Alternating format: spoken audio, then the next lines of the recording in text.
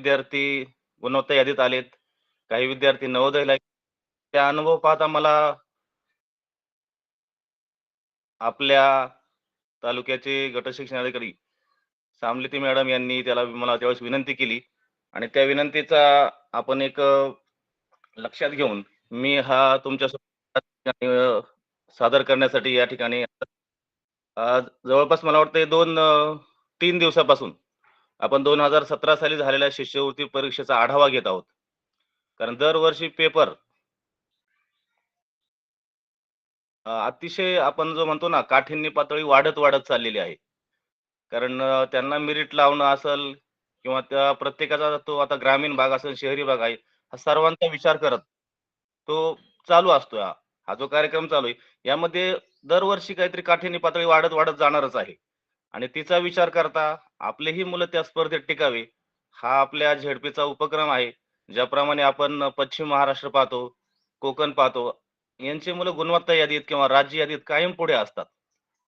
त्याचप्रमाणे आपलीही मुलं त्या गुणवत्ता यादीत असावीत, हा दृष्टिकोन या ठिकाणी ठेवलेला आहे.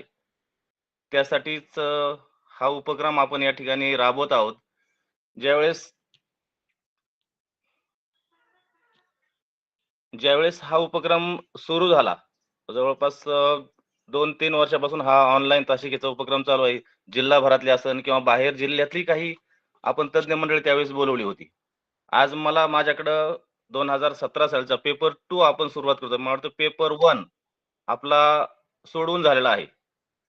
त्या मार्गदर्शन आपल्याला त्याच्यात काय त्रुटी असतील, त्यामध्ये असणारे काही जे काही थोड्या अडचणी असतील त्या आपल्याला समजून सांगतात. आज पेपर 2 2017 साली झालेला शिष्यवृत्ती पूर्व उच्च प्राथमिक जी परीक्षा आहे, त्या शिष्यवृत्ती परीक्षेचा पेपर 2 माझ्याकडे आला आहे आणि त्यातला आपण आज इंग्रजी हा विषय पाहणार आहोत.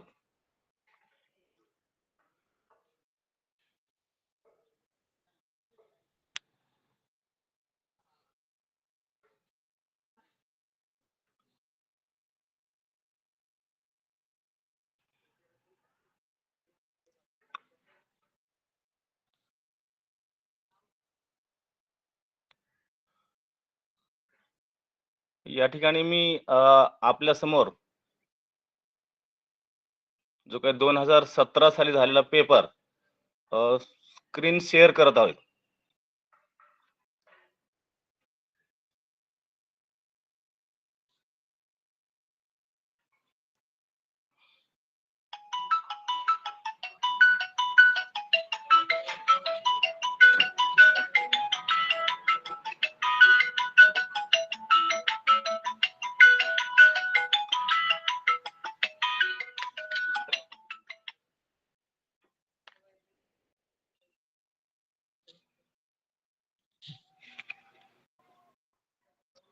हॅलो.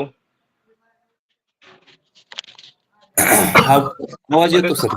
येतो येतो. स्क्रीन दिसते आता? हो दिसते. Okay okay. हा, मुलांनी झूम करून पाहिजे थोडी, तुम्हाला आणखी स्पष्ट दिसेल. हो हो चालेल. हॅलो. पंडित सरांनी सूचना दिल्याप्रमाणे मुलांना एकदा झूम करून पहा किंवा मोबाईल आपण जो आडवा म्हणतो ना, त्याप्रमाणे केलं तर थोडं आपल्याला स्पष्ट दिसेल. आता पूर्व उच्च प्राथमिक शिष्यवृत्ती परीक्षा इयत्ता 5वी 2017 साली झालेला हा पेपर, त्यातला हा आपण एक set A, set A, B, C, D असे असतात. त्याप्रमाणे खालीवर कोणाचा तरी फक्त एबीसीडी असतो, म्हणजे त्याच्यामध्ये फरक काहीच होत नाही. फक्त काय होतंय, सेट बदलला म्हणजे फक्त प्रश्न बदलतात असं नाही, तर प्रश्नाचा फक्त क्रम बदलतोय आणि तो क्रम आपण लक्षात घेतलं पाहिजे. आता काही विद्यार्थ्यांना, आता आमचा अनुभव असा आलाय की काही विद्यार्थ्यांना काय वाटतंय, आपल्या समोर जो विद्यार्थी बसलाय त्याच्या मागे आपण बसलोय, तर त्याचंच पाहून आपण उत्तर जर पाहिलं किंवा तेच जर उत्तर आपण केलं तर ते येऊ शकतं. पण असा तो अनुभव नाहीये. कारण का आता बरेच विद्यार्थी यातून गेलेले आहेत, त्यांना तो अनुभव आहे. पण set A, B, C, D हे पहिल्यांदाच आपण पाहणार आहोत. कारण तुम्ही मंथनच्या परीक्षा दिल्या असतील किंवा अन्य काही खाजगीच्या परीक्षा दिल्या असतील, त्यावेळेस असे काही ए, बी, सी, डी असे सेट तयार होत नाहीत. त्यावेळेस फक्त काय चालू असतं, एक सरळ सामान्य पेपर असतो आणि तोच जर आपण अनुभव धरला तर आपल्याला काय वाटणार, चला पुढचा लिहितोय त्याप्रमाणे आपण लिहू. तसं होत नाही. एबीसीडी प्रमाणे पहिला 1 नंबरचा जो बेंचवर बसला ए, त्यानंतर 2 बी, सी, डी आणि जो 5वा नंबर येईल त्याला पुन्हा ए येतो. अशाप्रमाणे तो झिगझॅग प्रमाणे नंबर चालतो. शेजारीही आपल्या मुलगा येत नसतो. त्यामुळे आपण दुसऱ्याचं पाहण्यापेक्षा आपण आपलं जे काही आपल्या मनात असेल, जे काही आपल्याला आपल्या शिक्षकांनी, वर्ग शिक्षकांनी जे शिकवलंय, तोच अनुभव आपण पुढे घेऊन चाललं तर बरोबर राहील असं मला वाटतंय. आता या परीक्षेमध्ये काय होतंय 2017 साली झालेला हा पेपर आहे.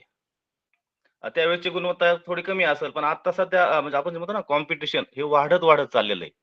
आणि मग ह्या पेपरमध्ये पेपर जो 2 असेल, यामध्ये तुम्हाला तर माहितीच आहे. कारण ते 2 भाग असतात. त्यातील पहिला भाग हा आपली तृतीय भाषा, म्हणजेच इंग्रजी याचे 25 प्रश्न असतात आणि जो दुसरा भाग आहे, त्यात बुद्धिमत्ता चाचणीचे 50 गुण. म्हणजे 25 प्रश्नांना 50 गुण आणि त्या बुद्धिमत्तेच्या 50 प्रश्नांना 100 गुण असे 150 गुणांचा हा पेपर असतो. प्रत्येक प्रश्नासाठी 2 गुण. आता ह्या सगळ्या सूचना काही आपण वाचत बसत नाही, कारण त्यात तो वेळ जाईल. फक्त काळजी एकच घेणे, की आतापर्यंत जे काही आपण जे जवळपास 4 महिन्यापासून ऑनलाईन क्लास झालो. तुमचं सर्व शिकवणं झालंच आहे. म्हणजे आता तुमचं फक्त प्रिपरेशन कशावर असणार आहे? तुम्ही पेपर सोडवणे. जितके पेपर तुम्ही सोडवताल त्यात तुमची अचूकताही वाढेल आणि जो काही म्हणतो ना आपण वेळेचं मर्यादा तुम्हाला कळेल. कारण बऱ्याच वेळा आमचा अनुभव असा आहे, की मुलांचा जे शेवटचे प्रश्न असतात, कुठपासून 60 पासून 75 पर्यंतचे हे प्रश्न राहतात आणि हेच प्रश्न शेवटी असे असतात, की ते सोपे असतात. कारण त्यांनाही माहिती आहे मुलांची मानसिकता म्हणा किंवा त्यांचं वेळेचं नियोजन हे 50-60 प्रश्नापर्यंत चालतं. पण तिथपासून थोडं वेळेचं नियोजन कोलमडत चालतं आणि जे काही सोपे प्रश्न असतात ते राहून जातात. मग ह्या फक्त चुका होऊ नयेत. वेळेचं अचूक आपल्याला भान राहिलं पाहिजे. समजा आपण जर इंग्रजीचं सोडवतोय, तर हा शक्यतो 25चा वेळ तर जास्त 30 ते 40 मिनिटांमध्ये हा जो भाग आहे, तो व्हायला पाहिजे. तर पुढे वेळ मिळतो. पण इथं जर आपण इंग्रजी अवघड आहे, प्रश्न वाचत बसतोय सर्व तर त्यात जर जवळपास 50 मिनिटं वेळ काढली, तर पुढे वेळ मिळणार नाही आणि मग ते शेवटचे 10 प्रश्न आपल्याकडून राहून जाणार, जे ते सोपे असतात. मग ही वेळेची थोडी मर्यादा पाळा. अ, उत्तर रंगवणे वगैरे आता हे सर्व गोष्टी माहीत झाल्यात.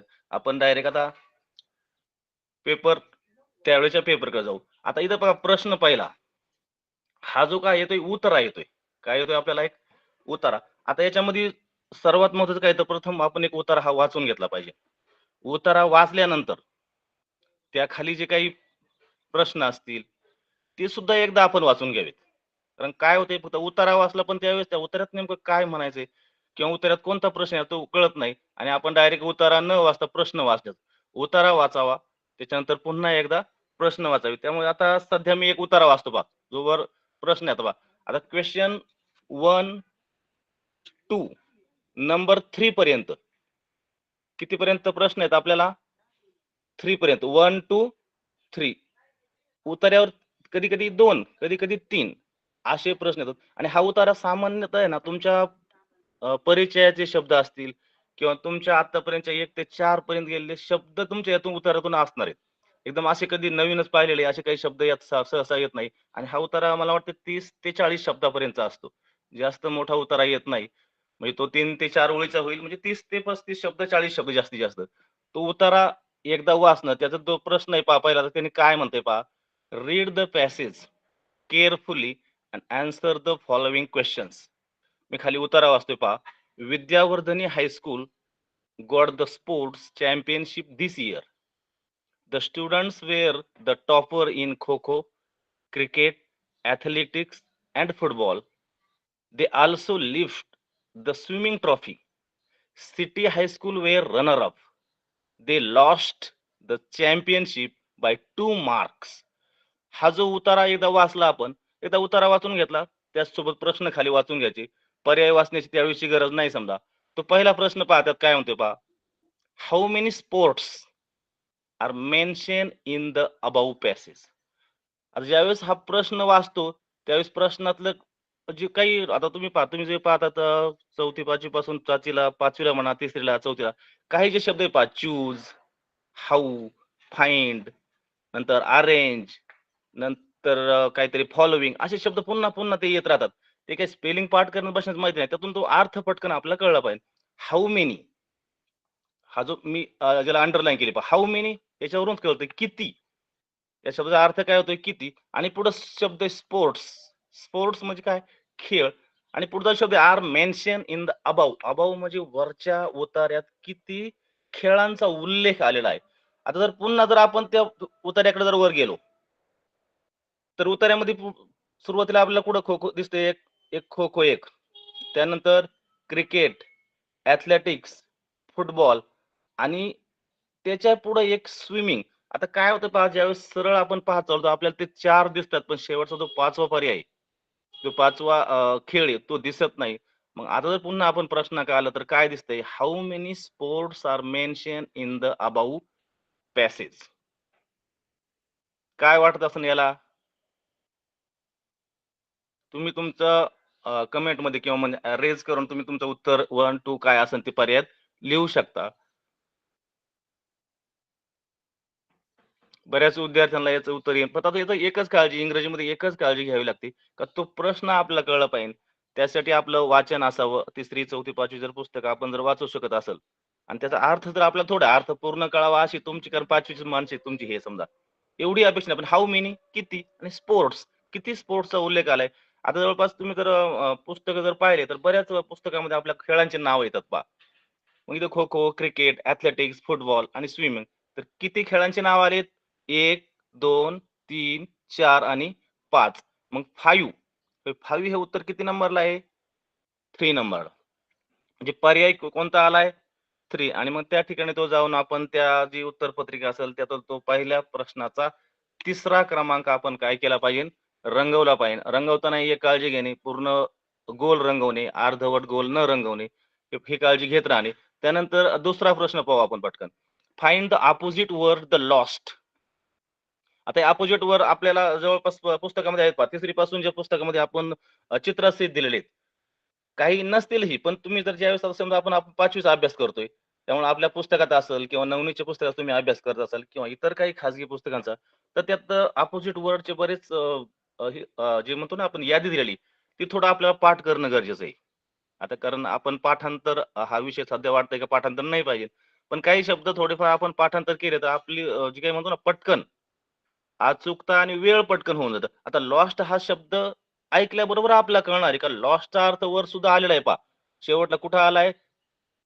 वर जर आपण पाहिलं तर तो विन आणि हा लॉस्ट कुठंतरी ती एक त्यांच्याकडून एक चॅम्पियनशिप हुकली. कोणत्या? ते सिटी हायस्कूलकडून त्यांच्याकडून चॅम्पियनशिप हुकली. ते रनर अप राहिलेत. रनर अप म्हणजे ते मागे राहिलेत. मग ते एक लॉस्ट झालं. लॉस्ट म्हणजे काय होणे? तर तो हार. त्याला काय म्हणतो आपण? हारणे, खेळात हारणे. मग दुसरी त्या 5वी पंच पुस्तकात जर आपण अपोजिट वर्ड पाहिले असेल तर आपला लॉस्टचा विरुद्धार्थी अपोजिट शब्द लवकर कळेल. आता याच्यामध्ये फर्स्ट पर्याय लिफ्ट आहे. लिफ्टचा अर्थ काही उचलणे असा होतो, उचलले.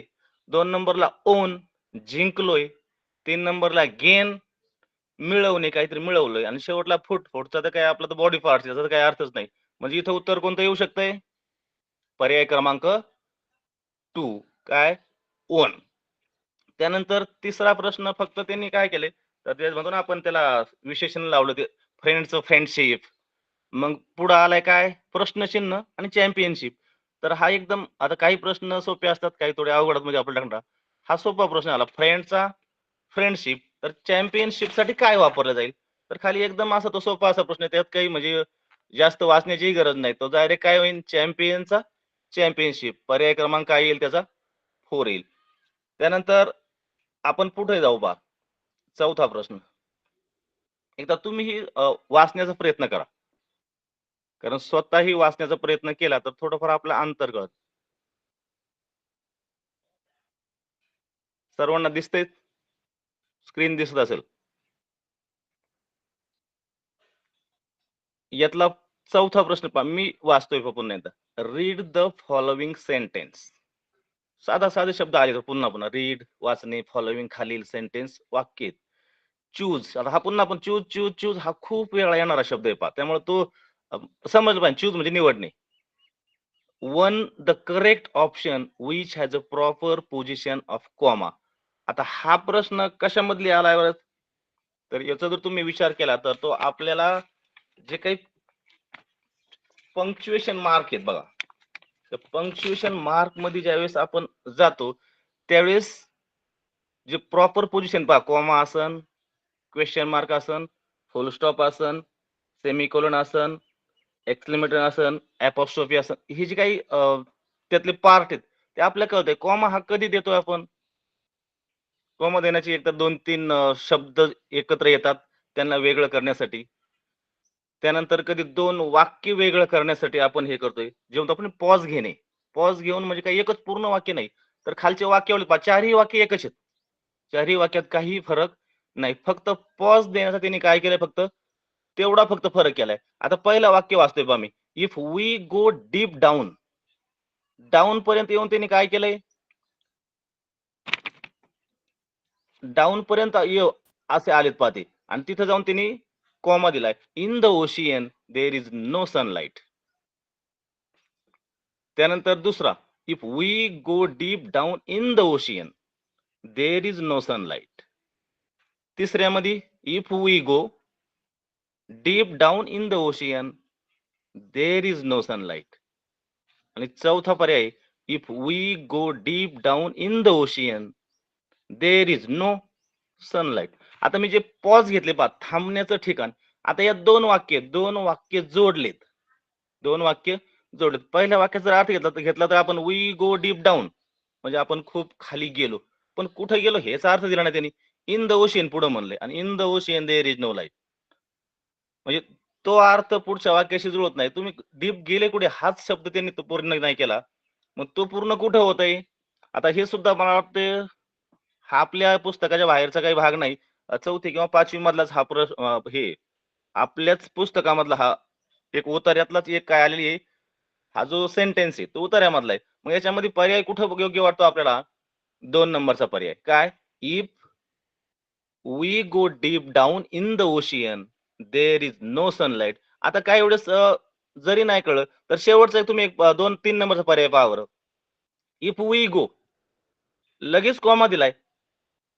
इतक्या लवकर स्वल्पविराम किंवा कॉमा असा हे नाही का, तीन तुकडे केले. एका वाक्याचे त्याने 3 तुकडे केले एवढं नाही. तर त्या वाक्यात फक्त पॉज एकाच ठिकाणी. एकाच ठिकाणी पॉज. तिसरा होऊ शकत नाही. चौथ्याला सुद्धा नाही. चौथ्यात त्यांनी देअर इज नो आणि पुन्हा सनलाईट म्हणले. म्हणजे एकाच शब्दासाठी पॉज घ्यायला कधी शब्दासाठी पॉज कधी घेतोय? त्याच सारखे शब्द समजा व्हेजिटेबल्स असेल, माय मदर गॉट व्हेजिटेबल मग त्याचे जे नावं पुढे त्यावेळेस स्वल्पविराम देतो. पण असे प्रत्येक एका शब्दासाठी देऊ शकत नाही. म्हणून इथं पर्याय क्रमांक कोणता बरोबर वाटतोय आपल्याला? 2 पर्याय. तर तो काय म्हणतोय? If we go deep down in the ocean there is no sunlight.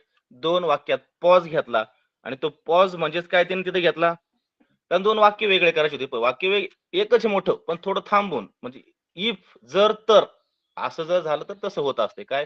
जितकं आपण समुद्रात खोल जाऊ त्यावेळेस सनलाईट कमी होत जाते.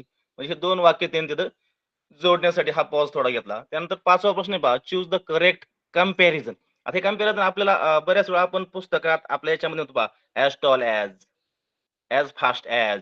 जसं आपण टॉर्टाइज आणि हेअरचं पाहिलं, तो एक फास्ट असतो, एक स्लो. म्हणजे कोणासारखं आहे? ॲज स्लो ॲज किंवा ॲज ब्लॅक ॲज. आपला ब्लॅक बोर्ड असतो. ब्लॅक त्याच्यासारखं ब्लॅक कोणीच नाही किंवा क्रो हे ब्लॅक. इथं त्याने काय वापरलंय? ॲज स्लो येतं. आता इथं तुम्हाला फक्त अर्थ हा स्लोचा कळला पाहिजे. स्लो म्हणजे काय? तर एकदम मंद, सावकाश. मग हे जर कळलं, तर खालचं कोणासारखा स्लो, कोणासारखा मंद, तर खाली आता यासाठी तुम्हाला तुमचं जे म्हणतो ना आपण व्होकॅब्युलरी, तुमची शब्द संपत्ती चांगली झाली पाहिजे, त्याचे अर्थ माहीत पाहिजे. पहिला बटरफ्लाय, 2 नंबर आईस, 3 नंबर बी आणि 4 नंबरला स्नेल. बटरफ्लाय फुलपाखरू. 2 नंबर आता फुलपाखरू तुम्ही म्हणता ते पण स्लोच उडतं ना जास्त. 2 नंबरला आईस, आईसचा तर काही संबंध नाही, बर्फ येतो. 3 नंबरला बी मधमाशी, तीही उडते, पण तिचंही बी जे म्हणतो ना आपण तो गती तिची स्लो आहे. पण शेवटचं जर तुम्ही पाहिलं स्नेल, तर स्नेलचा अर्थ बऱ्याच मध्यंतराला जर कळाला नाही, तर तिथं अडचण थोडी येऊ शकते.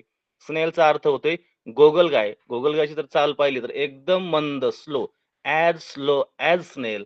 आपण एखाद्याला उपमा त्यांना म्हणतो ना, "अरे काय स्लो चाललंय, गोगलगायसारखे काम चाललंय तुझं, किती हळू चाललंय." म्हणजे तुझा अर्थ काय येईल? ॲज स्लो ॲज स्नेल. त्यानंतर पुढच्या प्रश्नाकडे जाऊ आपण. 6वा प्रश्न. चूज. आता पुन्हा पहा चूज किंवा फॉलोइंग, अल्टरनेट, नंतर गिव्हन, सेंटेन्स असे जे शब्द पुन्हा येत राहिले पहा. मग ते तुम्हाला त्यातून कळून गेलं पाहिजे. पटकन कळलं पाहिजे. Choose the correct punctuation mark for the given sentence. पहा पुन्हा पंक्च्युएशन मार्क आला. आता कधी-कधी असं होत नाही. पण यावेळेस जवळपास पंक्च्युएशन मार्क 3-2 पहा. 4था प्रश्न 6वा प्रश्न लगेच त्याच वेळेस आलाय. पंक्च्युएशन मार्क पुन्हा आले. आता त्याच्यामध्ये काय पहा, इट्स 5 o'clock. काय म्हणलं इथं, इट्स 5 o'clock. आता याच्यामध्ये पंक्च्युएशन मार्क 2 दिसतात पहा तुम्हाला. इट्स जवळ एक दिसतंय आणि क्लॉकच्या शेवटी एक दिसतंय. बरोबर आहे. उत्तर देण्याचा प्रयत्न करा. तुमचं उत्तर जे असेल ते असेल आणि तुमच्या उत्तराची पडताळणी माझ्या उत्तराशी शेवटी करत जा. कारण तुम्हालाही कळेल आपण किती उत्तर बरोबर दिले. समजा 25 प्रश्न आहे. आपण 20 पर्यंत पोहोचलोय का किती पोहोचलोय तुम्हालाही कळेल. वाचण्याचा प्रयत्न करा. उत्तरही देण्याचा प्रयत्न करा. आता मी त्यामुळे थोडं 30 सेकंद मी थांबतो. त्यानंतर माझ्यानं सुरू करू. त्या अगोदर तुम्ही देण्याचा प्रयत्न करत जा. आता इट्स 5 o'clock. 2 आपलं पंक्च्युएशन मार्क दिसतात. एक इट्सच्या जवळ दिसतंय आणि शेवटला. आता क्लॉकच्या शेवटी जे दिसतं त्याला काय म्हणतो आपण? फुल स्टॉप. बरोबर. काय म्हणतो आपण त्याला? फुल स्टॉप. पण तो फुल स्टॉप मला वाटतंय खालच्या 4 पर्यायात कुठंच दिसत नाही. आता हे जरी तुम्ही म्हणता ना एवढे सर स्पेलिंग मोठमोठं आली, पण नाही. पण नुसतं पाहिलं तरी कळलं पाहिजे क्यू यू काय क्वेश्चन मार्क असणार आहे ते. 2 नंबरला अपॉस्ट्रोफी, 3 नंबरला कॉमा आणि 4 नंबरला 4 पर्याय एक्सक्लेमेटरी मार्क. आता एक्सक्लेमेटरी मार्क म्हणजे त्याला आपण मराठीत आपण म्हणतो उद्गार चिन्ह. तर तिसरा पाहिला तर कॉमा आहे. 2 नंबरला अपॉस्ट्रोफी आहे आणि 1 नंबरला क्वेश्चन मार्क आहे. आता मुलांची जी काही गफलत किंवा चूक जे होणे ना त्याला इथं चूक व्हायचं कारण ना पहा याच्याच अगोदर 4थ्या नंबरला प्रश्न होता तो कॉमा वेगळा अपॉस्ट्रोफी वेगळा. क्वेश्चन मार्क तिथं कुठंच नाहीये. एक्सक्लेमेटरी मार्क कुठंच नाही. तुमची चूक फक्त 2 आणि 3 मध्ये होऊ शकते. आता अपॉस्ट्रोफी म्हणायचं का कॉमा म्हणायचं. आता इट्स हे कॉन्ट्रॅक्ट फॉर्म साठी वापरलेले पहा. म्हणजे त्यामधला एक शब्द तिने गाळलाय. इट्स म्हणजे इट इज येते. आय गाळण्यासाठी तो अपॉस्ट्रोफी दिलाय. त्याला आपण कॉमा म्हणत नाही. आणि कॉमा हा शब्दाच्या जो काही इट त्याच्या खाली द्यावा लागला. जो टी लिहिलाय त्याच्या खालच्या बाजूला पाहिजे. आपण जसं मराठीत पाहतो स्वल्पविराम हा आपण थोडा खाली देतो आणि ज्यावेळेस आपण जे अवतरण चिन्ह देतो ना ते थोडे वर. मग अवतरण चिन्हासारखंच आहे. फक्त हे सिंगल असतं आणि त्याच्याबरोबर म्हणजे तो फक्त कशासाठी दिलाय तो अपॉस्ट्रोफी म्हणजे फक्त मध्ये एक त्यांनी शब्द गाळलेले आहेत. आता ज्यावेळेस पहा बऱ्याच वेळा असे शब्द होतो पहा इट्स असन किंवा कॅनॉटचं नॉटच्या ऐवजी ओ गाळून टाकलंय आणि त्यासाठी तो अपॉस्ट्रोफी देऊन टाकला. असं होतंय आणि म्हणून इथं फक्त काय येईल ओ क्लॉक शेवटचा जो फुल स्टॉप नाहीच आहे त्यामुळे तो येणारच नाही. फक्त आपण काय म्हणू फक्त मग इट इज जे काही हे ज्यावेळेस जोर द्यायचा असतो आपण त्याला त्यावेळेस असे कॉन्ट्रॅक्ट फॉर्म वापरतात. म्हणजे होकारार्थी किंवा नकारार्थी. मला जसं आपण म्हणतो ना आपण काय म्हणतो कॅनॉट. मग कांट म्हणल्यावर खूप जोर बसला त्या. कॅनॉट म्हणल्यावर चालू शकतो नाही पण कांट नाहीच. ते जोर देण्यासाठी जे कॉन्ट्रॅक्ट फॉर्म तयार केलेले आहेत त्यासारखा हा प्रकार आहे. आणि इट्स मधला इटच्या वर जो दिलाय तो स्वल्पविराम सारखा दिसतोय तो काय आहे अपॉस्ट्रोफी आणि म्हणून उत्तर 2 बरोबर आहे. त्याचा पर्याय आपण त्या ठिकाणी जाऊन रंगवणे. रंगवताना घाई करू नये. रंगवताना जर एखादा प्रश्न नाही आला तर आपण काय करतो 5वा प्रश्न मला येत नाही मी जातो 6व्याकडे आता. आणि मग 6व्याचं उत्तर येतंय पण मी 6व्याचं उत्तर लिहिताना ते 5व्यालाच लिहून घेतो. का? कारण मी 5वा प्रश्न सोडलाय. तुम्हाला जर येतच नसेल आणि तुम्ही कितीही पाहिलं तर तुम्हाला तो येणारच नाही. तर माझं म्हणणं आहे तो काहीतरी उत्तर तुम्ही त्यावेळेस लिहित जावं. आणि जर असं नसेल तर मग थोडं थांबून पण तेवढी तुम्ही काळजी घ्यावी लागेल तुम्हाला. मी 5वा प्रश्न सोडलाय मला येत नाही. मी 6व्याकडे चाललोय. इकडं 6 म्हणायचं 6-2 आणि तिकडेही जाऊन उत्तरपत्रिकेवर 6-2 असं ज्यावेळेस आपण थोडं उच्चार करतो ना त्यावेळेस आपण चुकत नाही पहा. पण काही फक्त 2, 3, 4 इकडे प्रश्नच पाहत नाहीत. तसं नाही तर सवय काय ठेवायची 6-2 तिकडे जाऊन पुन्हा 6-2 किंवा 5व्याचं काय आलतं 4, 5चं 4 ही जी एक पद्धत म्हणण्याची जर ठेवली असं बोलायचं. मनातल्या मनात काही मोठ्याने बोलायची गरज नाही. पण तिथं बोललं ना असं तर आपण उत्तर चुकत नाही. म्हणजे क्रम चुकत नाही. आणि जो मुलगा क्रम सोडतच नाही त्याची तर अडचणच नाही. पण जो थोडा खालीवर करतो मला हा येत नाही, मी थोडा आता खालचा सोडवतो. तर त्यावेळेस हे लक्षात ठेवण्याची गरज आहे. त्यानंतर आपण 7व्या प्रश्नात जाऊ. तोच प्रश्न पुन्हा आपला शब्द यायला लागलेत पहा. Choose the correct alternative. Alternative म्हणजे पर्याय शोधा. करेक्ट म्हणजे काय? बरोबर आणि चूज म्हणजे निवडा. एक वाक्य दिले पहा. The hut as dash dash the sea. The hut as dash dash the sea. मला वाटतं हे 4थीच्या पुस्तकातलं गोल्डन फिश मधलं वाक्य आहे. तर आठवत असेल तर पहा. तो मल्हार ऑज फिशरमन तो समुद्रामध्ये उगा जात त्यातलंच हे वाक्य आहे. का त्याची एक झोपडी होती. द हट. आता झोपडी होती शब्द पहा. द हट तुम्हाला हा शब्द कळला. द हट झोपडी ऑज होती आणि सी आता समुद्र झोपडी मग आता समुद्राच्या झोपडीचा दोन्हीचा संबंध लावला. मग ते कुठं असेल त्याला आपण प्रिपोजिशन हे शब्द आहेत. प्रिपोजिशन म्हणजे काय? तर तोच ठिकाण दाखवायची, त्याची जागा आपल्याला दाखवायची, ती कुठे असेल ती. आता प्रिपोजिशन आपल्याला खूप मावते 3री-4थी पासून आपण चालूच असतो. Near, above, on, in, out हे शब्द आपण बऱ्याच वेळा म्हणून गेलोय. फक्त ते वाक्याशी जुळवता आले पाहिजे. आता नियरचा अर्थ जर पाहिला तर जवळ होतोय. 2 नंबरचा ऑन वर असा अर्थ होतोय. 3 नंबरचा पर्याय इन होतोय, आत होतोय आणि 4चा अबाव म्हणजे खूप वर थोडा आला. मग हट आणि समुद्र यांचा संबंध कसा आहे? हट झोपडी कुठे असेल ती? आतमध्ये समुद्र तर असूच शकत नाही. मग त्यामुळे ते कुठे असणार? समुद्राच्या जवळ. मग पर्याय क्रमांक काय येईल? 1 नियर. सोपा प्रश्न होता. त्यानंतर खाली रीड द फॉलोइंग मोटोज. मोटोचा अर्थ काय? जे काही आपण स्लोगन, घोषवाक्य असे जे तयार करतो, त्याच्यामध्ये आपल्याला काय करणे सापडणार. बऱ्याच वेळा आपण असे मोठं घोषवाक्य लिहितो आणि ते कशाविषयी दिलाय पण regarding tree plantation programme. Plantation म्हणजे काय? वृक्षारोपणाचा एक प्रोग्राम चालू आहे. त्यासाठी आपण मोटो तयार करायचा आहे. मग त्यासाठी तुम्ही खालचं करेक्ट ऑप्शन काय निवडू शकता? Select the correct alternative for to complete it. म्हणजे तो अल्टरनेटिव्ह पूर्ण करायचा. तुम्हाला अल्टरनेटिव्ह शब्द घालायचा. Each one dash dash one. आता जर पाहिलं तर वरच्या ह्याच्यामध्ये हा प्रोग्राम कशासाठी तर ट्री प्लांटेशन आहे. बाकीचं काही नाही कळलं तरी झालं. ट्री प्लांटेशन म्हणजे वृक्षारोपण. वृक्षारोपण करायचंय म्हणल्यावर खाली दुसरा पर्याय काय येईल? वृक्षाविषयी चालू आहे. तो कार्यक्रम वृक्षारोपणाचा आहे. मग इच वन म्हणजे प्रत्येकाने. इच वन प्रत्येकाने काय करणार? तर काय मग पहिला शब्द अर्थ आहे स्लीप झोपणे. 2 प्लांट म्हणजे रोपटं. 3 जंप मारावी. प्रत्येकाने उडी मारा आणि 4थं आहे ड्रिंक. पाणी पिण्यापासून ड्रिंक करू. मग आता प्लांटेशनचा अर्थ चालू आहे, वृक्षारोपण आहे. त्यामुळे ह्या 3 शब्दांचा काहीच अर्थ लागत नाही. स्लीप झोपण्याचा काही संबंध नाही, उडी मारण्याचा नाही, पाणी पिण्याचा नाही. मग साधं काय करावं? इच वन टू पर्याय. इच वन प्लांट वन म्हणजे तो आपण जे म्हणतो ना, एक मूल एक रोप. म्हणजे एका मुलाने प्रत्येक मुलं जसं आपण मध्ये कार्यक्रम चालू आहे पहा, एक पेड मा के नाम वगैरे असे आपलं कार्यक्रम आपले जे चालू असतात. त्यासारखाच हा एक घोषवाक्य होतं. काय? प्रत्येक मूल म्हणजे एक मूल एक झाड. मग त्यातला प्लांट म्हणजे इच वन प्लांट वन असा तो पर्याय होता. त्यानंतर पुढच्या प्रश्नाकडे जाऊ. Solve the following puzzle. आता हे पझल्स आपल्या पुस्तकात असतात कायम चालू आहे पुस्तक. आता यासाठी शब्द संपत्ती पाहिजे. वरून उभा एक शब्द आहे, आडवा एक शब्द आहे आणि मध्ये एक अक्षर सोडलं, एक लेटर सोडलंय आणि ते लेटर खाली दिलेत ई, एस, ए आणि ओ. आता तुम्ही जर शब्द जर संपत्ती असेल तर कळतो. समजा उभा नाही कळत तर आडवा कस काय ते समजून घ्यायचा आणि उभा जर कळत असेल तर उभा शब्द प्रत्येक अक्षर ते टाकून पाहायचं. समजा आपण ई जर इथं पहिलं अक्षर टाकलं इथं ई, तर त्याचा कुठला अर्थ होतोय असं मला वाटत नाही. वेल्फ आणि इकडं रेल काहीच अर्थ होत नाही. त्यामुळे तो शब्द आपण पुन्हा काय करू पेन्सिलचा वापर करून तो शब्द पुन्हा बदलून टाकायचा. दुसरा टाकू यस. यस टाकला तरी सुद्धा अर्थ होतोय असं काही वाटत नाही. WSLF काही ना कधी हा शब्द पाण्यात नाही आला वेस काही नाही तोही शब्द होत नाही. तिसऱ्या शब्दाकडे जाऊ. तिसऱ्या शब्दाचं काहींना वाटन का असं अर्थ होतोय असं काहींना त्यावेळेस वाटन काय का तिसरा शब्द असं वाटतोय काहींना का याचा अर्थ काहीतरी होतोय WAL काही के समजतात. फाल्क एक होईल पण उभा अर्थ होत नाही. दोन्ही अर्थ त्यावेळेस झाले पाहिजे आणि हा सुद्धा होत नाही म्हणजे शेवटचाच पर्याय इथं कोणता आहे? बरोबर आहे ओ. आता ओचा अर्थ लागतोय का बघा WOLF उल्फ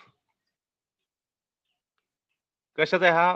प्राण्याचा शब्द आहे. आपण जे वाईल्ड ॲनिमल, पेट ॲनिमल्स जे पाहतो त्याच्यामध्ये उल्फ म्हणजे लांडगा आणि पण आडवा शब्द तर काही वेळेस कळणार नाही पहा. काही म्हणते मुलं उल्फ जमलाय पण सर आडवा जमलाय का नाही मला काही शंका येते मग मी दुसरा लिहू काय? उल्फ आलाय, एक आलाय तर शक्यतो दुसराही असेल असंच होत नाही. पण तो नाही कळत तर त्याचा एक अर्थ आहे FOLK फॉल्क म्हणजे काय? तर लोक किंवा एक लोकांचा समूह. फोक डान्स वगैरे म्हणतो ना फोक म्हणजे जनजातीचा प्रकार. तो एक समूह आहे तो.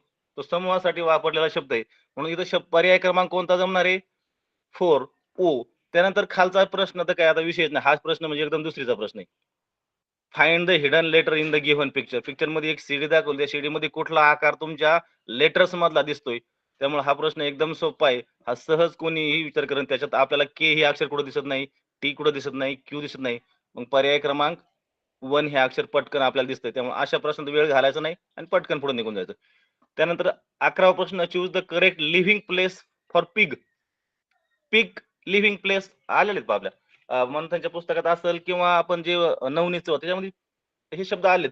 आता तुम्ही सर हे पुस्तकं थोडी बाहेर खाजगी पण आपल्याला वापरावीच लागतील. कारण का आपल्याच जर पुस्तकावर एवढं अवलंबून राहिलं तर आपल्या मला वाटतं पुस्तकात एवढे अर्थ नाहीत कुठं. 5वी म्हणा 4थीचं इंग्लिशचं जे टेक्स्ट बुक आहे. यात सगळ्या प्राण्यांचं एवढे सगळे खूप असे काही दिलेले नाहीत. कधी-कधी त्याच्यात ते बाहेर जातात. आहेत थोडे मी नाही असं म्हणत नाही. आहेत पण थोडंफार आपल्याला थोडं बाहेर जावं लागेल. आता हा थोडा पाठांतराचा विषय आला. आता याच्यामध्ये पिग, डुक्कर. डुकराला राहण्यासाठी तुमचा आपण होता. आपल्याला आपल्या गावाने कुठे डुकराला कुठे राहण्यासाठी जागा असते. पण डुकराला राहण्यासाठी सुद्धा एक जसं आपण एक गोठ्यासारखा प्रकार करतो तसा काही ठिकाणी बाहेर देशामध्ये असतो. मग हे जे शब्द आपण पाहत गेलो तर याच्यात प्रत्येकाचा जर अर्थ पाहिला तर याच्यामध्ये पीकसाठी कोणतं घर तो आपल्याला योग्य राहील? तर त्यानंतर खाली पहा केनल. केनल म्हणजे एक छोटंसं आपण घर करतो. ते डॉग. डॉगसाठी काय वापरतोय आपण? हा जो केनल हा शब्द हा कशासाठी आपण वापरतोय? डॉग जे असतो त्या डॉगचं राहण्याचं एक घराला तो. त्यानंतर स्टेबल. आता स्टेबल माहिती आहे आपण हा हॉर्ससाठी वापरतो. कशासाठी? हॉर्स. हॉर्स घोड्यासाठी स्टेबल, पागा आपण जे मराठीमध्ये बोलतो त्याला. पागा असन किंवा त्या तबेला म्हणतोय, वेगवेगळे शब्द त्यासाठी वापरलेले असतात. हे हॉर्ससाठी आहे. त्यानंतर डेनसाठी आलं. तर डेन म्हणजे काय? तर एक ती गुहा असते. टायगर असल किंवा जे काही जंगली प्राणी मग कोणताही जंगली प्राणी असन, तर तो त्या गुहेमध्ये शक्यतो सर्व जंगली प्राणी नाही, पण जे छोटे लहान असतात, जे थोडे डोंगरावर चढू शकतात. याच्यामध्ये वाघ असन, सिंह असन, लांडगा असन असे गुहेमध्ये राहणारे. डेन म्हणजे गुहा. त्यासाठी मग कोणता टायगर किंवा लॉयन यासाठी ते वापरणार आहे आणि शेवटचा स्टे आहे पहा. आता काही पुस्तकामध्ये ना हा स्टे शब्द त्याला डायरेक्ट पिग स्टे असं नाव आलेलं आहे आणि काहींना फक्त स्टे. स्टे म्हणजे काय तर ते डुक्कर पाळणारे जे लोक असतात त्यांना राहण्यासाठी त्यांनी एक जागा तयार केली असती. तिला ते काय म्हणतात? स्टे. मग या ठिकाणी पर्याय कोणता लिहावा लागणार आपल्याला? 4. आता काही ठिकाणी हा स्टेच्या ऐवजी डायरेक्ट असाही शब्द आलेला आहे, पिग स्टे. आता तो पिग स्टे आला तर एकदम सोपं झालं असतं म्हणून त्यांनी तो टाळलेला शब्द आहे. पण काही पुस्तकांनी पिग स्टे हा शब्द आलेला आहे. त्याला सुद्धा ते डुकराचं ते घर, राहण्याचं घर असं म्हणलेलं आहे. त्यामुळे पर्याय क्रमांक 4. त्यानंतर पुढे जाऊ आपण. पुढचा प्रश्न का? पुढचा प्रश्न परत एक सोपा आला पहा. म्हणजे काही जे प्रश्न म्हणतो ना आपण कठीण, काही त्यापेक्षा अति कठीण आणि काही एकदम सोपी. त्याच्यात सर्वसमावेशक थोडे प्रश्न आहेत. आता हा 12वा प्रश्न काही सहज कळणार आहे. Select the correct rhyming word for the given object. Object खाली दिलंय.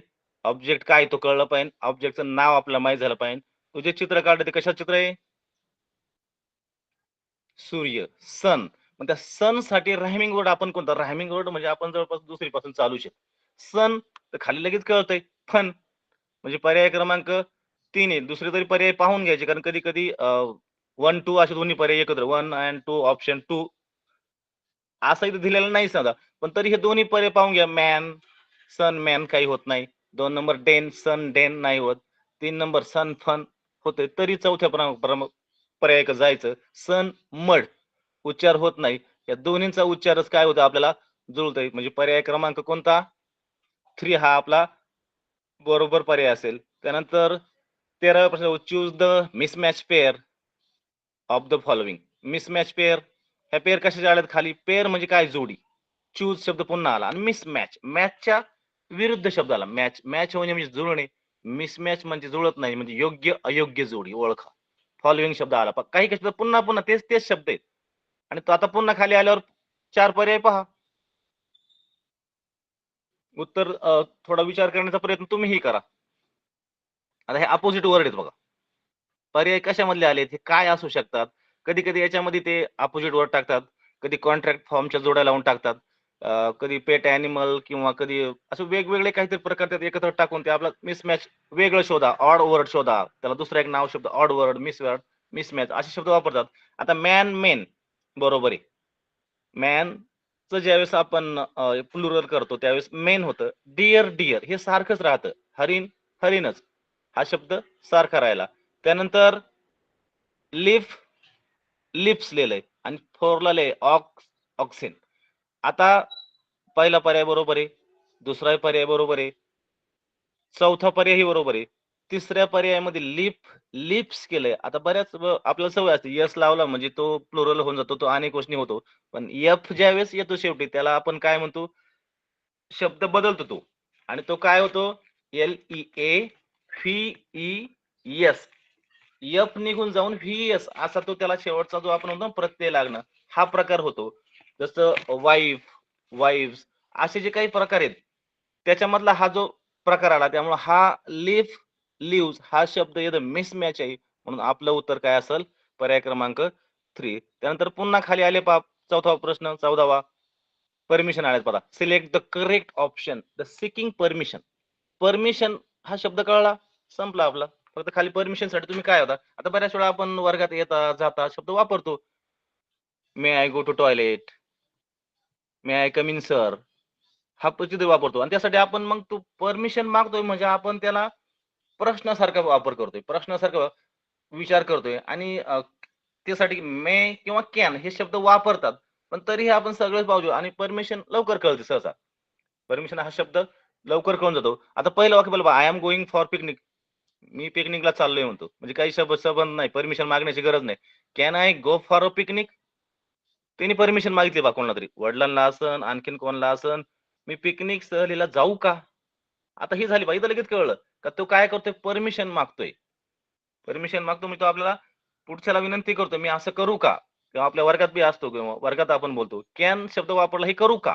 नंतर तिसरा आहे, I am not going for picnic, मी पिकनिकला जाणार नाही. म्हणजे परमिशन मी मागत नाही, कोणाला काही म्हणत बी नाही. आणि शेवटचं वाक्य, आय वेंट फॉर पिकनिक, मी पिकनिकला गेलो. इथं परमिशन कुठं मागितली? आणि परमिशनला शक्यतो लक्षात ठेवा, शक्यतो कॅन, मे हा एक शब्द वापरतात. आणि प्रश्न असतो त्या वाक्यात, शक्यतो बऱ्याच वेळा प्रश्नार्थी वाक्य तयार होते ते, कारण ते आपण त्याला बोलतोय, आपण त्या पुढच्या मागच्या माणसाला ते आपण परमिशन मागतोय. म्हणून इथं पर्याय क्रमांक कोणता येणार आहे? Can I go for a picnic, 2 पर्याय. नंतर find the odd word. Odd word, आता मी जे आता वर बोललो पहा तोच, मिसमॅच आणि ऑड हे एकच अर्थाने शब्द येणार आहे. मिसमॅच काय म्हणजे जोडी जुळत नाही, आणि ऑडचा अर्थ बी काय होतोय, 4 पैकी कोणतरी एक वेगळा आहे. म्हणजे 3 एकाच गटातले, एकाच जातीतले असणारे, एकाच याच्यातले, आणि एक चौथा एक वेगळा आहे. पहा शब्द, प्रश्न शब्द वाचून काही अर्थ लागतोय का पहा.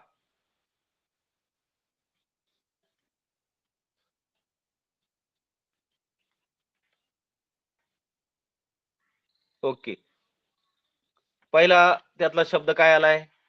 कॅबेज. 2 number ostrich. तिसरा पर्याय रेडिश. आणि चौथा पर्याय ब्रिंजल.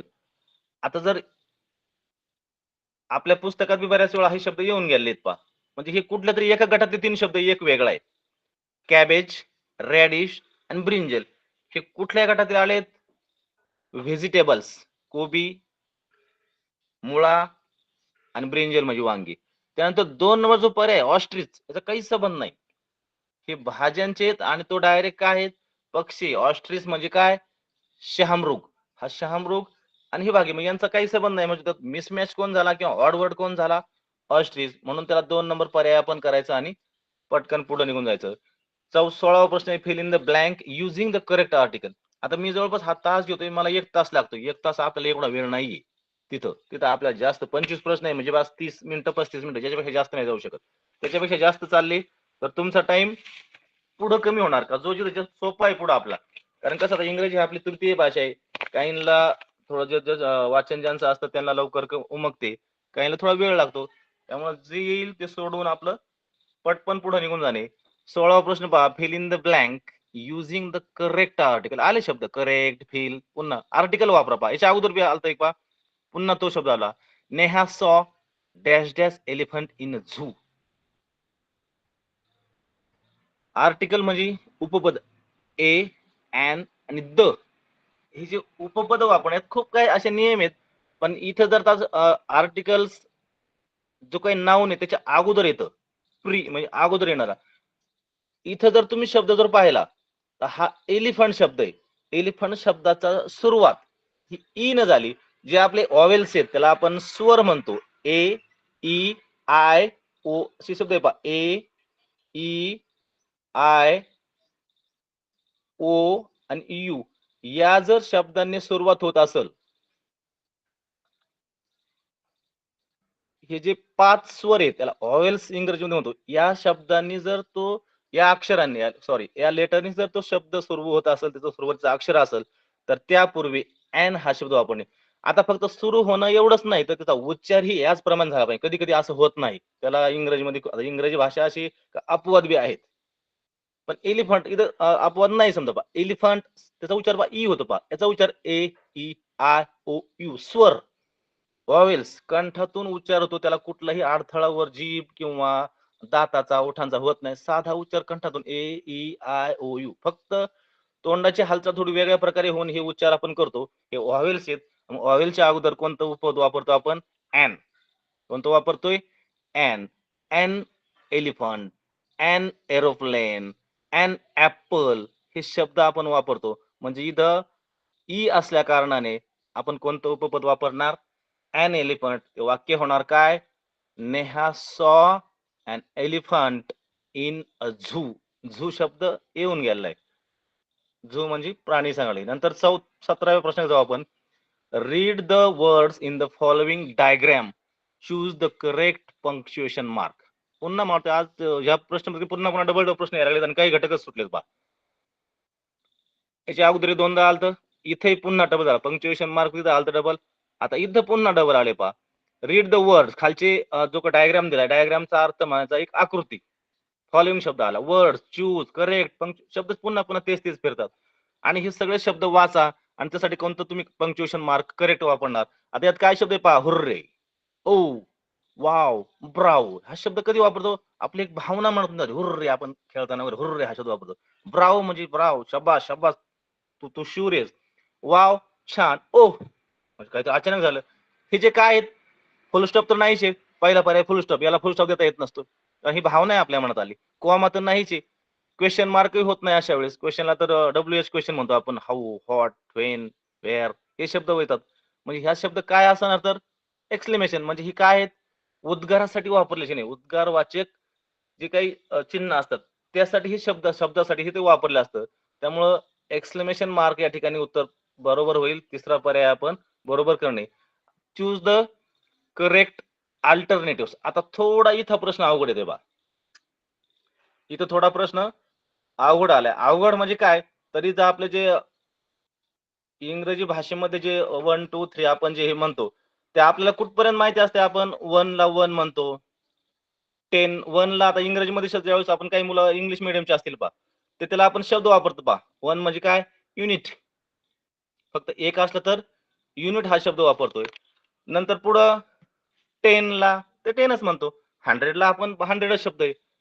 1 युनिटला 1, 10, 100, 1000, 10,000 इथपर्यंत आपल्यासारखंच चालतं. पण ज्यावेळेस इथून पुढे निघतो ना ते 10,000 आपण 10,000 म्हणतो. पण 10,000 नंतर ज्यावेळेस आता पहा इथं एकावर किती शून्य आलेत बघा. 1, 2, 3, 4, 5, 6 हा शब्द आपण जर आपल्या मराठीत वाचला तर तो काय होतोय? एकावर 5 शून्य आहेत. एकक, दशक, शतक असं जर वाचत गेलो तर ही एकावर 5 असताना त्यावेळेस लक्ष एकावर 6 आहेत. 10 लाख आहेत. पण 10 लाख हा शब्द इथं तुम्हाला वाटतंय पहा कुठेतरी पर्याय दिसतोय बरं का 10 सर. इथं 10 मिलियन. पण तो तशा वेळेस तो शब्द आपला चुकणार. इंग्रजीमध्ये हाच थोडा फक्त फरक आहे. तुम्ही म्हणता 10,000 तर 10,000 म्हणजे 1000 तर नाहीच आहे. हा पर्याय पहिला पर्याय कट होतोय. 1 लाख लाखावर तर 5 1 लाख बी होत नाही. 1 लाख बी होत नाही. राहिले हे दोन शब्द. अ मिलियन का 10 मिलियन. आता पहा इंग्रजीमध्ये ज्यावेळेस मिलियन हा शब्द येतो त्यावेळेस त्या शब्दाला ते 10 लाख जे आपण म्हणतो ना, ते 10 लाख हा शब्दच वापरत नाही. ते 10 लाख जे आपले मराठीत आहे, त्यासाठी ते मिलियन म्हणतात. मग अ मिलियन म्हणजे किती आहे? ते 10 लाख आहे. पण वर शब्द किती आहेत बघा वर? किती अक्षर आहेत? वर शून्य किती आहेत पहा. एकावर 6 शून्य आहेत. मग त्यासाठी आपल्याला काय शब्द वापरावा लागेल? कोणता शब्द येईल? मिलियन. काय शब्द येतोय? मिलियन. पण आपली चूक काय होणार? पर्याय 3 बरोबर. पण आपली चूक होणार 10 मिलियन. कारण आपल्याला 10 दिसला इथं. आणि वर सुद्धा काय? आपल्या भाषेप्रमाणे जर बोललो तर मिलियन आपण अर्थ लावतो लक्ष. मग वर 10 लाख आहेत. मग हे खालचं बरोबर आहे काय चौथं. पण तसं नाही. तर ते हा शब्द अ मिलियन. किती? जे 10 लाख आहे. 10 लाखाला इंग्रजीमध्ये शब्द काय म्हणतात ते? तर मिलियन हा शब्द वापरलाय. हा थोडा थोडा हे काय म्हणतो आपण त्याला थोडा अवघड हा घटक थोडा आला वाटतं. आता यासाठी तुम्ही ना थोडं सर्च जर केलं तर तुमच्या याच्यावर Googleवर म्हणा कुठं तर तो जो त्यांचा इंग्लिशमध्ये शब्दाला कसे म्हणतात 1 पासून ते जवळपास बिलियन, ट्रिलियन, 100 बिलियन हे शब्द थोडाफार फरक आहे. तो समजून जर घेतला तर हा प्रश्न येऊ शकतो. हा थोडा त्यावेळेस म्हणायचा अवघड हा प्रश्न असेल. पण त्यातला जर आपण अर्थ लावला तर तो कळल. फक्त ते जे आपण वर शब्द काय तो 10 लक्ष आहे. पण ते 10 लक्ष तिथं 10 हा शब्द वापरलेला नाही त्यांनी. तर तो मिलियन. 10 लाख, 10 लक्ष म्हणजेच अ मिलियन. त्यानंतर पुढच्या प्रश्नाकडे जाऊ आपण 19व्या. Select the correct option. 15 August is our dash dash day. 15 August आपला कोणता दिवस आहे? सर्वांना माहिती. पण ते शब्द कळले पाहिजे. मदर्स आणि टीचर्स डे तर नाहीच. हे 2 ऑप्शन आपण लगेच बाद करू शकतो. पण रिपब्लिक का इंडिपेंडेंट? हा शब्द आपल्याकडून चुकतो. रिपब्लिक म्हणजे काय? प्रजासत्ताक. इंडिपेंडन्स म्हणजे काय? स्वातंत्र्य. हा शब्द जर माहित असेल तर आपल्याला लगेच कळला. हा 15 ऑगस्ट आहे. आता काय आहे? रिपब्लिक नाही आणि शक्यतो पहिला पर्याय हा बऱ्याच वेळा फसवा असतो, चुकवण्यासाठी असतो आणि मग रिपब्लिक म्हणजे प्रजासत्ताक तो तर 26 जानेवारीला आहे. इंडिपेंडन्स तो स्वातंत्र्य दिन तो 15 ऑगस्टलाही माहिती आहे आपला. मदर्स आणि टीचर्स डे सुद्धा माहिती आहे. शिक्षक दिन 5 सप्टेंबर आणि मदर्स डे 10 मे वगैरे 9 मे असं काहीतरी त्यांचा तो आहे. तसं आपल्याला समजा एवढा हे नाही संबंध नाही. पण 15 ऑगस्ट म्हणल्याबरोबर आपला रिपब्लिक आणि इंडिपेंडन्स या दोन शब्दामध्ये थोडं आपलं कन्फ्युजन होणार. पण 15 ऑगस्ट स्वातंत्र्य, स्वातंत्र्य म्हणजे इंडिपेंडंट, इंडिपेंडन्स डे म्हणजे टू पर्याय बरोबर आहे. त्यानंतर पुढल्या प्रश्नाकडे जाऊ. 20व्या. Choose the correct greeting from the greeting शुभेच्छा द्यायच्यात. त्यासाठी तुम्ही काय वापरता? खाली एक वाक्य लिहिले पहा. Ajay was ill, Rishikesh visited him in hospital, he said, पुढे डॅश डॅश केलंय बिफोर लिव्हिंग हॉस्पिटल. अजय त्याला भेटण्यासाठी गेला. म्हणजे अजय इल होता. अजय नाही भेटण्यासाठी sorry. Ajay was ill. Ajay आजारी होता. ऋषिकेश त्याला भेटण्यासाठी हॉस्पिटलमध्ये जातोय. आणि तो हॉस्पिटलमधून निघताना बिफोर लिव्ह तो हॉस्पिटल निघण्याच्या पूर्वी त्याला काहीतरी बोलून आला. तो काय बोलन त्याला? तो हॉस्पिटलमध्ये जो मुलगा आहे तर आपण त्या मुलासाठी भेटण्यासाठी दुसरा जो गेला तर त्याला काय बोलन? तो ते खाली 4 तुम्हाला ते ग्रीटिंगसाठी पर्याय दिलेत पहा. वेलकम. वेलकम आजारी माणसाला वेलकम म्हणतात का? नाही, नाही चांगलं आहे असं नाही म्हणू शकत. गो टू अनदर डॉक्टर दुसऱ्या डॉक्टरकडे जा लगेच. हा सल्ला आपण लगेच देऊ शकत नाही कारण डॉक्टर त्या तिकडे त्यांचे उपचार चालू आहेत. ते नाही म्हणू शकत. कॉंग्रॅच्युलेशन्स. अभिनंदन आजारी पडल्याबद्दल. असं होणार नाही. मग शेवटच्या पर्याय जाऊ. Get well soon. Get well soon लवकर बरा हो. तुम्ही पहा डॉक्टरकडे जर कधी गेले ते डॉक्टर आपल्या याच्यामध्ये पहा औषधासाठी मेडिकलमध्ये गेल्यानंतर एक थोडासा पाऊच जो त्याच्यामध्ये गोळ्या टाकतात पहा त्याच्यावर एक हसरा चेहऱ्याचं एक चिन्ह काढलं असतं आपण त्याला आपण काय म्हणतो ते इमोजी आणि त्याच्या खाल्लेलं असतं पहा गेट वेल सून म्हणजे लवकरात लवकर काय हो बरा हो. त्यासाठी आपण 24वा जो 4 नंबरचा जो पर्याय गेट वेल सून हा पर्याय म्हणजे 4 पर्याय आपण रंगवणे. नंतर 21वा प्रश्न पहा. By arranging the given words in alphabetical order which word will be in the middle position. आता इथं काय आलंय तर अल्फाबेटिकल ऑर्डर आलेत पहा. अल्फाबेटिकल ऑर्डर आता याच्यामध्ये तुम्हाला दिसतं सगळे पहा. पहिला शब्द आहे फोरहेड, आयलिड, आयब्रो, आयलॅश, एल्बो. आता इथं तुम्हाला करताना आता थोडा प्रश्न पहा तुम्ही सर सगळे ई ई ई पण ज्यावेळेस जो डिक्शनरी पाहतो डिक्शनरी वाचण्याचं ज्याला स्किल आहे त्याला लवकर कळतं का जे समान समान जर आले तर त्याला एकत्र धरून त्याच्याच पुढचा प्रश्न पाहायचा असतो. आता यात फक्त हा फोर हेड शब्द वेगळा आहे. बाकी ह्या सगळ्या शब्दांच्या अगोदर ई आलाय. मग आपण जर ए बी सी डी असं जर लावत गेलो तर त्याचं क्रम आपल्याला कळण पहा. ए बी सी डी प्रमाणे मग A B C D E F म्हणजे हा जो एफ आहे हा सर्वात शेवटी असणार आहे. हा सर्वात शेवटी. आता राहिले ह्या 4 मध्ये क्रमांक लावणे आपल्याला. कोणत्या? आयलिड, आयब्रो, आयलॅश आणि एल्बो. आता याच्यामध्ये पहा ई वाय ई आणि इकडे शेवटचा पहा शेवटचा हा शब्द आहे. याच्यात एल्बो आले पहा. हे तिन्ही सारखे आहेत. 2 नंबरचं अक्षर पाहिलं वाय वाय पण ई एल आहे. आता एबीसीडी म्हणत परत एल येतो एल नंतर पुढचा वाय येतो म्हणजे हा जर अक्षर आपण पाहिलं तर हे 5व्या नंबरचा असणार आहे आणि हा पहिल्या नंबरचा अक्षर आहे. राहिले मधले 3च आता 3 मध्ये काय लावू शकता तुम्ही आता पहा तिन्हींच्या सोबत ई वाय ई बघा. तिन्हींना काय शब्द आहे E Y E E Y E E Y E. मग त्यातलं 4थ्या नंबरचं अक्षर पाहू आपण. कोणतं आहे बघा एल बी आणि एल. मग कोणतं घ्यावं लागेल आपल्याला सांगा आता. 5वा नंबर कळला पहिला नंबर कळला. आता ह्या तिघामधला नंबर सापडायचा आहे दुसरा नंबर. तिन्ही पहिले अक्षर तिन्हीला सारखे आहेत, UIE, UIE, UIE. मग चौथ्या नंबरचं अक्षर पाहू. चौथ्या नंबरचं अक्षर पहिल्यामध्ये L आहे, दुसऱ्यामध्ये B आहे आणि ह्यात जो तिसरा शब्द राहिला होता आपला त्याच्यात सुद्धा L आहे. तर मग अक्षर कोणतं येईल? B हे अक्षर अगोदर येतंय. याचा अर्थ B ला कितवा नंबर द्यावा लागणार आपल्याला? दुसरा. म्हणजे कोणता?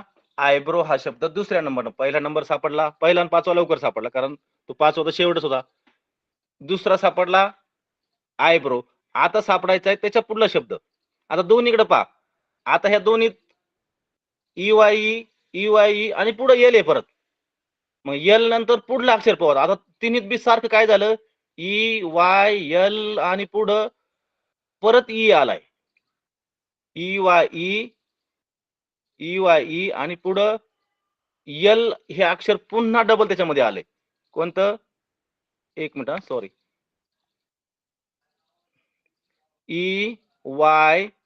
EYEL इथपर्यंत समान आहे पहा. कोणत्या? या शब्दात आणि या शब्दात. मग L नंतरचा अक्षर आता पुन्हा पाहू म्हणजे आपण पाचव्या अक्षराकडे जाऊ डायरेक्टच. तर पाचव्या अक्षरामध्ये इथं येतोय A. कोणत्या? आयलॅश मध्ये A येतोय आणि इथं येतोय कोणता? इथं अक्षर येतंय I. मग त्यावेळेस आपला आता इथं अगोदर इथं हा 2 नंबर आहेच. मग राहिला A. आता A हा शब्द येणार तिसऱ्या क्रमांकाला. मग तिसरा क्रमांक म्हणजे कोणाचा येणार? इथला.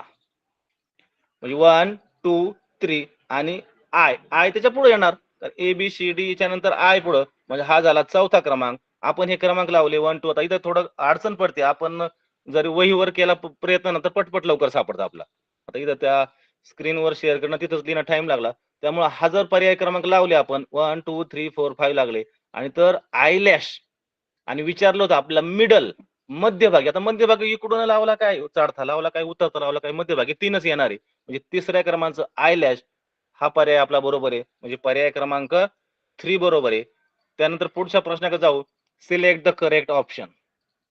खाली एक चित्र दिले, त्या चित्राकडे पहा आणि चित्राच्या मुलीला काय झाल्यासारखं वाटतंय म्हणून वर लिहिलंय the girl has a dash dash in the given picture. तिला काय झालंय? तिला कोणता त्रास होतोय? ते खाल्लेले पहा.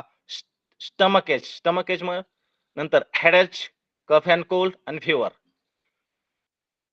तिने हात कुठं लावला जर आपण असा विचार जर केला ना तो हात असं वाटतंय आपल्या डोक्याला कपाळाच्या जवळ लागलाय. म्हणजे तिचं काय त्रास होतोय आणि चेहऱ्यावर पाहिले हावभाव तर दुखण्यासारखे. मग दुखत काय असेल? हेड आणि पुढे एच येणे म्हणजे म्हणजे आपण मरोड येणे दुखण्यासारखं होणं. पोटात असा मुरगळा असतो ना पोटात येणे दुखणे. एच म्हणजे दुखण्यासारखं होणं. मग स्टमच नाही, स्टमक एच नाही. तिला तो स्टमक म्हणजे पोटातलं काय दुखते असं पोटाजवळ हातच नाही लावला. 2 नंबरला हेडेच म्हणजे काय? डोकं दुखणे. 3 नंबरला कफ अँड कोल्ड नाहीये. कफ अँड कोल्ड म्हणजे नाकातून सर्दी वगैरे असं दाखवलं असतं. फिवर ताप पण नाही. मग इथं तिने डोक्याला हात लावलाय म्हणजे तिला डोकेदुखी त्रास आहे. हेडेच हा शब्द बरोबर आहे. म्हणजे 2 नंबरचा पर्याय. नंतर 23 प्रश्नाकडे जाऊ. The sun rises in the. Sun शब्द आलाय आणि राईज शब्द आलाय. हे 2 शब्द कळले आपण लिहू शकतो. सन सूर्य. राईज काय? राईज शब्द अर्थ आला उगवणे. काय होणे? राईज म्हणजे उगवणे. सूर्य उगवणे. सूर्योदय. सूर्य कोणत्या दिशेला उगवतोय? एवढं आपल्याला कळलं तर काहीच अडचण नाही. सूर्य पूर्वेला उगवतोय. दिशांचे नाव देत पहा. North east, south west, east आणि वेस्ट. उत्तर, पूर्व म्हणजे ईस्ट. शेवट 24वा प्रश्न आहे. Solve the riddles. रिडल एक कोडे घालतात असे आपल्याला. आपण नाही का आपण मराठीमध्ये बरेच आजी आजोबा आपल्या काहीतरी कोडं घालतात. त्या कोड्याचं उत्तर सांग बरं. आता त्यांचे कोडे थोडे वेगळे असतात ग्रामीण भागात. आपल्याला ते कळत नाही. पण इथे हे साधं सोपं असतंय. फक्त आपला अर्थ थोडा कळत गेला. I use a plough. Use वापरतोय. प्लाऊ नांगर वापरतोय. आय ग्रो क्रॉप्स धान्य. ग्रो वाढवतोय. मी धान्यांना वाढवतो आणि मी नांगर वापरतो. एवढ्यावरूनच आपल्याला कळतंय आपण जवळपास सर्व ग्रामीण भागात विद्यार्थी आहेत. Who M I? मी कोण आहे? पण आता तुम्हाला कळलंय कोण आहे? फार्मर आहे. पण आता खाली स्पेलिंग मध्ये तुम्हाला खूप चुका केल्या त्यांनी. तेच स्पेलिंग पुन्हा इकडं तिकडं टाकलेत आणि तुम्ही आता म्हणता पहिला शब्द बरोबर, तिसरा का चौथा इथं काहीतरी फॉर्मर. पहिल्या शब्दात पहिला ऑप्शन आहे फॉर्मेर. नंतर फाउंडर, फ्रामेर आणि फार्मर. वाचण्याचा जर प्रयत्न जर केला तर आपलं पटकन कळेल. फार्मरचं स्पेलिंग FARMER आहे. आपण फार्मर हा खूप शब्द बऱ्याच वेळा आपण पाहण्यात आलेला आहे.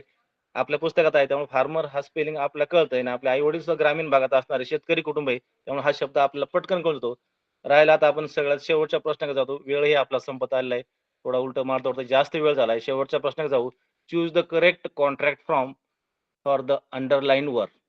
एका शब्दाला त्या 2 शब्दामध्ये अंडरलाईन दिली. I will not come with you. आता याच्या अगोदर बी शब्द आलता पहा इट्स. तिथं इट इज होतं. ज्यावेळेस शब्द एखादा मध्ये गाळतो आणि त्या शब्दावर आपल्याला खूप जोर द्यायचा आहे.